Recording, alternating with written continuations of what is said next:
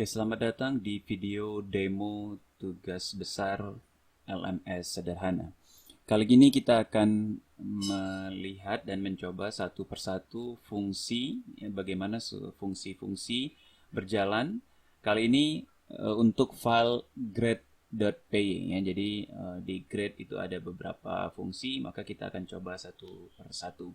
Oke, cara mencobanya, ya, cara mencoba fungsi-fungsi yang mudah itu adalah dengan cukup menjalankan file grade saja. Jadi tidak perlu LMS. Seandainya kalian diminta untuk membuat fungsi show MHS not graded, maka setelah kalian isi jawabannya, untuk mencobanya kalian bisa melakukan hal berikut ini. Oke, pertama buka filenya. Ya, buka filenya. Nah, kemudian buka file grade.py. Nah, kemudian jalankan run, ya, run module. Nah, kali ini saya akan run melalui program yang sudah lengkap, ya, karena ini belum ada jawabannya. Tapi caranya sama, run.module kalau kalian sudah isi jawabannya. Oke, saya jalankan dari yang sudah lengkap. Nah, maka akan keluar seperti ini, ya, akan keluar shell, ya, Python shell, yang di sini sebenarnya dia sudah menjalankan isi dari file grade.py. Nah, kalau file grade.py ini dijalankan, ya, dieksekusi, ya, di run, maka ya ini ada if yang ini, ya, semua yang di bawah if ini akan dijalankan. Nah, berbeda dengan kalau kita import, ya, kalau kita import dari lms.py, ya, import grade, ya. Nah, kalau hasil import maka if ini tidak jalan. Jadi ini fungsi if ini, ya. If name sama dengan main ini artinya yang di bawah if main ini hanya akan dieksekusi jika yang di running itu adalah file ini, ya, bukan diimport, bukan hasil import, tapi hasil running, yaitu run module. Oke. Sekarang kita udah ketemu di sini, di sini, ya, di Python shell ini udah dijalankan grade.py ini. Artinya yang di bawah name ini juga semuanya dijalankan.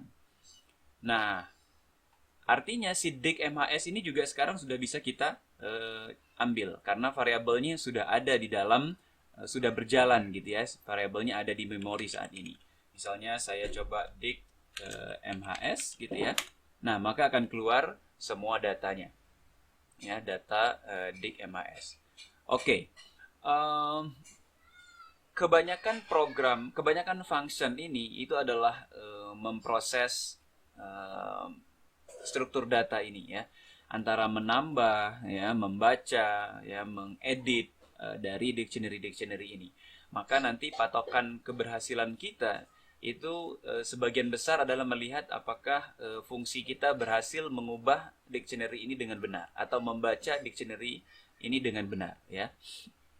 Untuk memudahkan kita melihat isi dictionary, kalau seperti ini melihatnya sulit, maka kita bisa melakukan import, ya, import pprint, ya.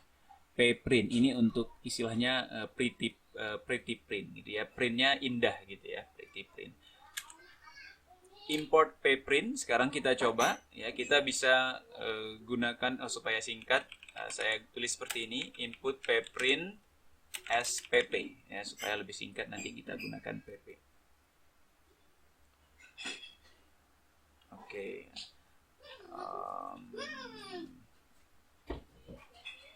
Atau lebih singkat lagi from pprint. Nah, yang saya mau import itu adalah suatu modul namanya pprint juga, kebetulan sama dengan nama filenya, ya. From pprint import pprint. Nah, sekarang saya bisa pprint, ya, pprint langsung, ya, jadi bukan print, pakai pprint sekarang dig MHS, ya. Nah, sekarang hasilnya terlihat lebih mudah dibaca, ya, lebih mudah dibaca. Nah, kita lihat itu adalah hasil dari yang ini, ya, dari data-data default yang ada di program. Ini data default. Jadi nanti dengan memprint semua dictionary ini, nanti kita akan lihat di awal datanya seperti apa, setelah kita lakukan, setelah kita jalankan function kita, nah kalau seandainya benar harusnya seperti apa hasilnya. Gitu kira-kira cara demo ini akan menjelaskan cara kerja dari masing-masing fungsi ya. Jadi berdasarkan hasil dari perubahan dictionary. Oke, sekarang kita punya pprint ya untuk mengubahnya.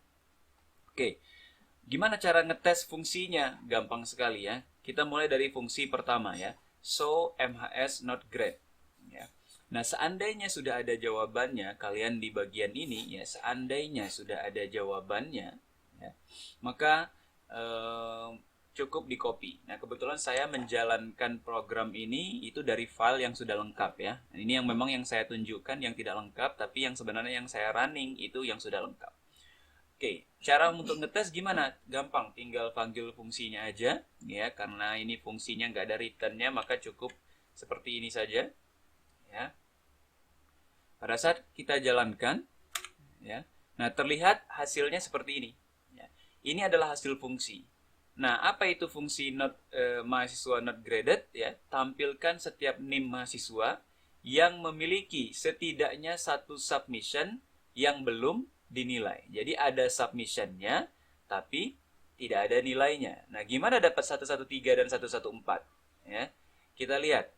Berarti kita cek di submission. Ya, kita cek di data submission.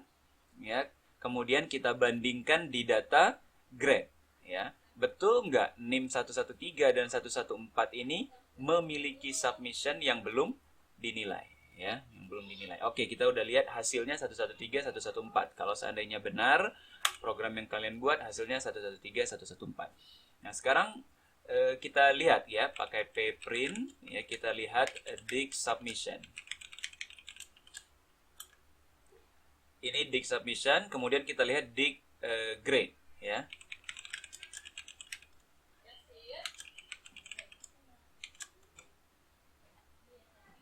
Oke, kita lihat ya. Di grade itu cuma ada satu nilai saja, yaitu nilai untuk NIM 113 untuk assignment dengan ID 0. Ya. Nah, sedangkan di submission itu mahasiswa 113 dan 114 itu sama-sama sudah mensubmit assignment 0 dan sama-sama sudah mensubmit assignment 2. Ya.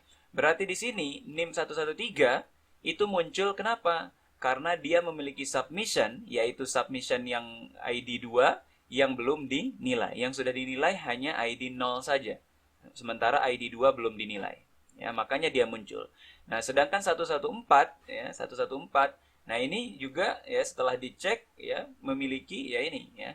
Di 0 juga dia belum, di sini juga dia belum. Jadi kira-kira program ini akan melakukan perbandingan ya, mengecek satu persatu yang ada di submission ya, apakah ada di grade. Ya, seandainya satu saja ya NIM itu ada di submission tapi tidak ada di grade, maka dia akan ditampilkan. Oke ya, ini untuk show mahasiswa MHS not graded seperti itu. Ya, jadi ini lebih ke menampilkan saja, tidak mengubah apa-apa. Ya, itu alasan kenapa kita butuh dua parameter di sini, yaitu dig submission dan dig grade. Oke. Selanjutnya di sini ya, function berikutnya yang kita bahas adalah function add grade by MHS. Add grade by MHS. Lihat di sini dia membutuhkan 3 buah parameter ya, nanti kita akan lihat kenapa begitu ya. Nah, kita baca penjelasannya ya. Jadi di fungsi ini ya, yang dilakukan adalah pertama minta NIM satu mahasiswa ya. Kemudian dicek NIM tersebut di semua submission, ya. Lalu cek, ya, apakah sudah ada nilai. Ya. Jika belum, tampilkan detail assignment-nya, ya. Tampilkan jawaban mahasiswa, lalu minta nilainya. Ya. Nah, jadi ini apa? Lihat, ini akan pertama, ya, dia akan minta satu NIM mahasiswa, kemudian dia cek di semua submission ya, di semua submission dan ya di semua submission. Nah, dicek di submission udah ada belum mahasiswa tersebut di submission ya. Nah, kalau ada ya, maka kita cek apakah ada nilainya atau tidak. Sudah dinilai belum ya? Kalau belum dinilai, nah kalau sudah dinilai biarkan saja ya. Tapi kalau belum dinilai, maka akan ditampilkan detail submission-nya itu. Ya, detail submission-nya itu akan ditampilkan ya. Detail assignment-nya akan ditampilkan ya, nama assignment-nya apa yang belum dinilai tersebut. Kemudian tampilkan jawaban mahasiswanya. Jadi ceritanya ini si dosennya mau ngasih nilai ke satu mahasiswa untuk semua assignment yang belum dinilai. Ya, jadi saya mau ngasih nilai per mahasiswa ya untuk semua assignment yang belum dinilai. Oke, sekarang kita coba jalankan.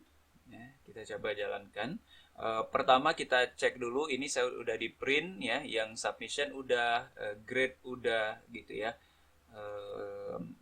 Ya print aja satu lagi activity ya. Print dik activity. Nah seperti itu ya. Ini adalah tiga dictionary yang terkait dengan function ini. Nah kemudian saya jalankan function ini ya, panggil functionnya saja, enter ya. Nah sekarang minta dulu name yang mau dicek nih ya, yang mau ditambahkan nilai ya. Kita lihat tadi name 114 ada kekurangan di 2 assignment ya. Assignment 0, assignment 2 dia sudah submit tapi belum ada nilainya ya, ini kelihatan ya. Dia sudah submit di sini ya, NIM 114, NIM 114 ada, sudah submit, tapi dinilai dia belum ada sama sekali. Maka harusnya kalau saya masukin 114 itu akan keluar 2 assignment itu karena dia sama-sama belum memiliki 2 assignment itu. Tapi kalau saya masukin 113, harusnya yang keluar hanya assignment 2 saja. Oke, sekarang saya coba 113 dulu. 113 ya.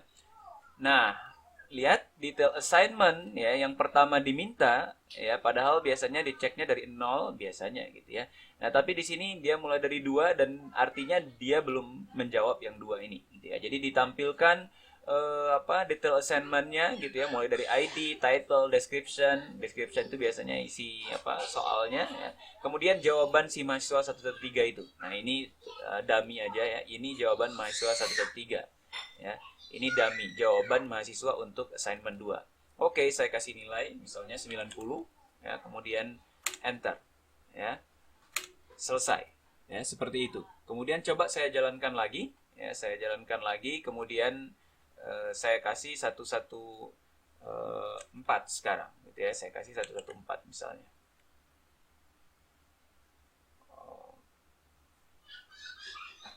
Kita lihat dulu aja ya. Kita lihat dulu hasil dari penambahan ini ya. Kita lihat hasil dari penambahan ini ya. Harusnya yang bertambah itu adalah si grade ya. Si dig grade yang bertambah. Yang lain harusnya tidak ada perubahan, tapi dig grade bertambah, harusnya akan muncul NIM 113 untuk assignment 0. Kita coba pprint ya.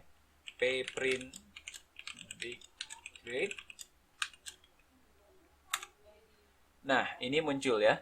90, nilai 90 untuk assignment 2 ya. NIM-nya 113. Oke, jadi itu kira-kira yang dilakukan oleh add grade. Kita coba lagi add grade ya, karena tadi kebetulan dia mintanya 1 kali ya, karena si NIM 113 itu hanya kurang 1 saja yang belum dinilai. Sekarang kita coba masukin untuk 114.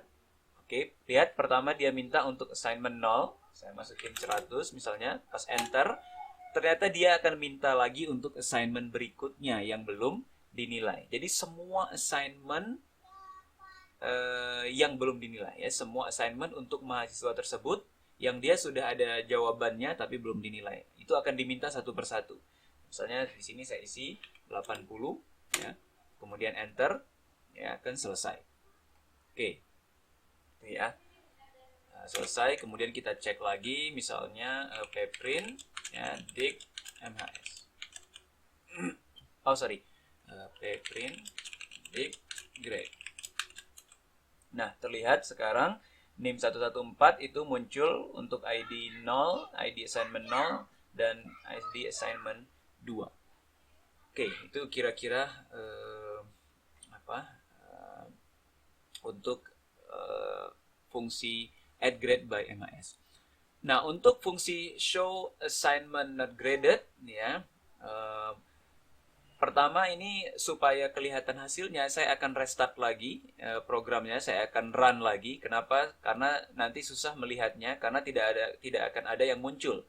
Karena semua assignment di sini sudah di grade, gitu ya. Semua assignment sudah di grade karena tadi kita masukin nilai untuk 113 dan 114, gitu ya.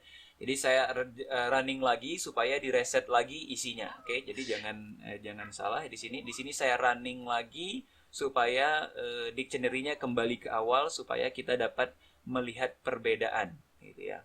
Kalau nilainya udah full nanti nggak kelihatan. Oke, saya reset lagi. Oke, ini saya reset ya. Maka coba pprint di grade sekarang. Oh sorry, oke, saya ini from pprint import pprint karena di reset ya, pprint di grade. Oke ya, sekarang di reset lagi kembali ke awal. Oke, sekarang saya mau nunjukin ya fungsi berikutnya itu show assignment not graded ya. Apa yang dilakukan fungsi ini? Ini mirip seperti sebelumnya ya, yaitu show mahasiswa not graded. Bedanya kalau tadi berbasis mahasiswa, kalau sekarang berbasis assignment ya. Jadi show assignment yang ditampilkan assignment mana saja yang memiliki submission yang belum dinilai. Jadi dia mau ngelengkapin nilai tapi berdasarkan assignment. Nah, caranya di show dulu assignment mana yang masih kurang penilaiannya. Maka harusnya gitu ya, kalau kita lihat dari dictionary ini ya, kita lihat pprint ya, lagi-lagi kita lihat di submission dibandingkan dengan grade ya. Nah, maka akan terlihat assignment ya yang masih kurang penilaiannya, yaitu assignment 0 masih kurang ya, karena di sini 2 mahasiswa submit tapi yang dinilai baru 1, maka harusnya nanti assignment 0 akan muncul, assignment 2 juga jelas akan muncul ya. Oke, sekarang kita coba paste ya. Nah, di sini terlihat gitu ya, list assignment yang memiliki submission yang belum lengkap nilainya. Jadi assignment yang 0 ini belum lengkap, assignment 2 belum lengkap ya. Jadi hanya menunjukkan itu saja. Oke. Jadi ini udah benar, harusnya seperti itu memang ya. Jadi cara kerjanya bandingkan dua dictionary ya, dict submission, dict activity. Oke. Kemudian ya sekarang saya mau ke function berikutnya yaitu add grade by assignment. Nah, jadi ini kayak kelanjutan dari fungsi show ini. Kalau saya sudah show, sekarang saya bisa mau ngelengkapin assignment yang mana nih gitu ya. Karena saya tahu oke, assignment 1, assignment yang ID 0 ada kurang, assignment yang ID 2 ada kurang. Nah, saya mau ngelengkapin yang mana dulu nih. Nah, jadi kalau sekarang nanti yang diminta ID assignment-nya, nah terus nanti akan diminta satu persatu nilai mahasiswa yang belum dinilai, gitu ya. Kalau tadi kan kebalikan dengan yang mahasiswa ya. Kita coba add grade by assignment. Nah, di sini kita akan diminta gitu ya, assignment berapa yang mau dilengkapi? Oke, saya mau lengkapi assignment 2 ya. Assignment dengan ID 2. Nah, kalau kita lihat ID 2 ini itu belum ada nilai sama sekali, sedangkan assignment yang ada itu dari 2 mahasiswa, 113, 114 ya. Nah, berarti di sini harusnya nanti akan diminta 2 kali, yaitu untuk mahasiswa 113 dan untuk mahasiswa 114 ya. Karena konsep fungsi ini adalah melengkapi per assignment, melengkapi nilai per assignment. Oke, nah kelihatan dia minta untuk 113. Nah, jadi ini ditampilkan jawaban untuk 113 ya. Oh ya, di sini saya hanya menampilkan title di sini. Nah, kalau kalian ingin melengkapi dengan menampilkan description itu bagus sekali gitu ya. Description-nya ditampilkan juga bagus sekali ya. Atau pada saat di sini ya, di sini kan saya masukin 2 ya. Pertama tampilkan dulu misalnya di sini aja gitu ya, misalnya kalau mau nampil soalnya ya. Oke, nah di sini saya masukin ya berapa nilainya, misalnya 70 ya. Nah, sekarang dia akan minta lagi untuk mahasiswa 114. Jadi anggaplah ini dia otomatis gitu ya, di LMS-nya saya masukin gitu ya, pas saya enter dia akan keluar lagi untuk yang 114 mahasiswa berikutnya gitu ya yang belum dinilai. Misalnya saya masukin 80. Oke ya. Nah, untuk ngecek saya bisa cek lagi pprint dig grade. Bener nggak udah masuk nilainya. Nah, di sini udah masuk ya. Untuk yang assignment 2 sudah lengkap nilainya. Oke ya. Baik, selanjutnya, nah ini saya tidak reset lagi, saya lanjutkan saja ya dengan dictionary yang sudah ada sekarang. Yang berubah hanya pprint. Fungsi berikutnya yaitu fungsi report by assignment ya, report by assignment. Nah, jadi ini fungsi rekapan ya berdasarkan assignment. Apa yang dilakukan? Nah, dia akan menampilkan ya, tampil data rekapan untuk tiap assignment berupa ya, nilai rata-rata dari semua mahasiswa ya, untuk assignment per assignment ya. Kemudian banyak submission di assignment tersebut. Ya, artinya berapa banyak mahasiswa yang submit gitu ya. Dan banyak submission yang sudah dinilai. Jadi dari yang disubmit tadi berapa yang sudah dinilai. Itu kira-kira rekapannya. Jadi di sini saya coba jalankan saja fungsinya ya. Nah, terlihat rekapannya kira-kira bentuknya seperti ini, ya. Nah, 0 ya, title-nya dummy assignment 1 ya, 2 kemudian dummy assignment 2, rata-rata nilainya 100 ya, kemudian yang kedua rata-rata nilainya 75. Nah, kenapa? Karena assignment 0 itu hanya ada satu mahasiswa yang sudah dinilai, berarti rata-ratanya 100, sedangkan jumlah submission-nya 2. Ya, kita tahu di dig submission ya, dig submission. Nah, ini jumlah submission-nya ada 2 ya. Tapi yang dinilai baru 1, betul ya. Yang dinilai baru 1, baru NIM 113 saja yang sudah dinilai. Nah, sedangkan untuk assignment yang ID 2 ya, nilai rata-ratanya 75 yaitu didapat dari 80 ditambah 70 dibagi 2, 75. Jumlah submission-nya 2, betul, jumlah submission-nya 2 ini ya. Dan jumlah yang dinilai juga sudah 2. Nah, ini kira-kira rekapannya. Ya, jadi ini hanya menampilkan, tidak mengubah apa-apa. Oke, ini butuh 3 dictionary ya, karena dig activity dibutuhkan untuk menampilkan detail submission-nya seperti title ini ya, title ini diambil dari dig activity. Kemudian untuk dig submission ini untuk menghitung jumlah submission, sedangkan dig grade untuk menghitung nilai dan berapa yang sudah dinilai. Oke. Kemudian fungsi berikutnya yaitu report by MHS ya, report by MHS. Oke, untuk report by MHS ini sama ya, mirip, cuman kalau tadi satu barisnya satu assignment, sekarang satu barisnya itu satu mahasiswa. Nah, seperti ini ya. NIM 113 rata-ratanya berapa ya, jumlah submission yang udah disubmit berapa, jumlah yang dinilai berapa. NIM 113 ini rata-ratanya 85, yaitu didapat dari 100 ditambah 100 ditambah 70. Gitu ya, 100 tambah 70 dibagi 2 ya, jadi 85 ya. Dia juga mensubmit 2 submission ya. Kemudian dua-duanya sudah dinilai ya. Lihat di sini dua-duanya sudah dinilai.